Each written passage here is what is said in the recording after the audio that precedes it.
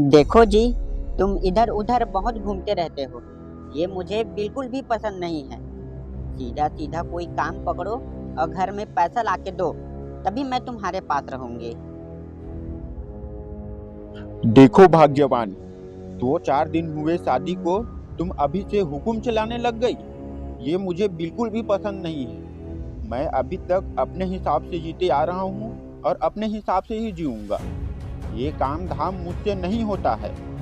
मैं अपने हिसाब से जीता आया हूँ और अपने हिसाब से ही जीऊंगा।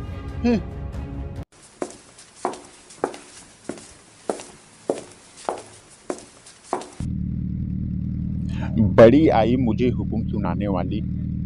आखिर अपने आप को समझती क्या है? 4 दिन हुए नहीं शादी को, मुझ पर रौब झाड़ रही है। मैं अपने हिसाब से जीता हूँ और अपने हिसाब से ही जीऊंगा। बड़ी आई मुझ पर हुक्म चलाने वाली।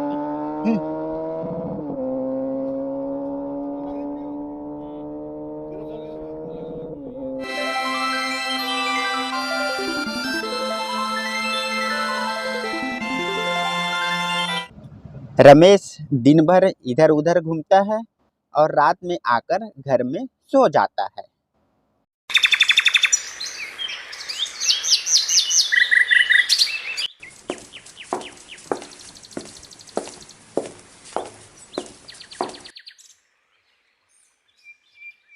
अरे बाबा, मेरी शादी को अभी 2-4 दिन ही हुए हैं और अभी से मेरे घर में कलेश मचना चालू हो गया है। क्या करूं, मुझे समझ में नहीं आ रहा है। मैं अपने वाइफ से बहुत परेशान हो गया हूँ। हाँ बेटा, मैं अंतर्यामी हूँ और मैं देख सकता हूँ कि तुम्हारे जीवन में क्या क्या चल रहा है। चलो, मैं तुम्हें एक कहानी सुनाता हूँ। तुम्हारे ही गांव में लालू प्रसाद नाम का एक आदमी रहता है। वह बहुत मेहनती और दयालु किस्म का रहता है। हे भगवान, मैं क्या करूं समझ में नहीं आ रहा है।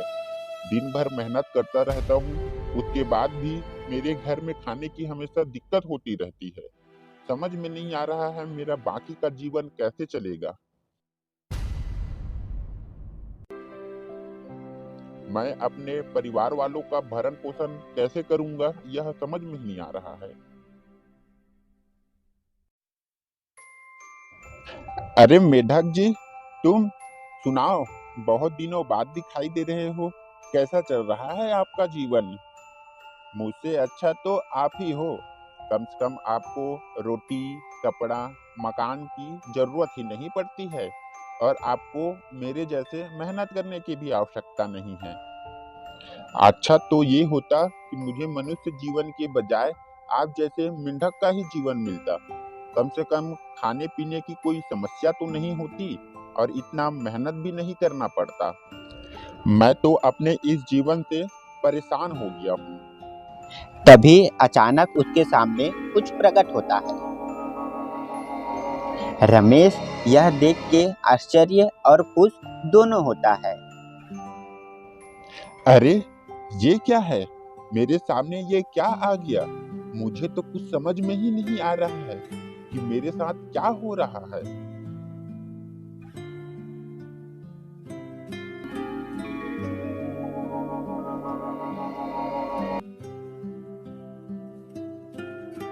अरे, ये क्या? इतने सारे गहने? क्या ये सब मेरे लिए है? हाँ हाँ रमेश, यह सब तुम्हारे लिए ही है। तुमने बड़े मेहनत से हमारे इस तालाब को बनाया है। यह उसी का ही फल है। मैं कोई मामूली मेढक नहीं हूँ, मैं जादुई मेढक हूँ और मैं तुम्हें तुम्हारे मेहनत का फल देने के लिए आया हूँ। लो लो, यह सब तुम्हारा ही है। आज से तुम्हें किसी भी चीज़ की दिक्कत नहीं होगी और तुम अपने साथ अपने परिवार वालों का भी भरण पोषण अच्छे से कर पाओगे। और मैं तुम्हें यह आशीर्वाद देता हूँ कि तुम सच्ची मेहनत से और लगन से जो भी काम करोगे वह सफल जरूर ही होगा। इतना हमेशा याद रखना, मेहनत का फल हमेशा मीठा होता है।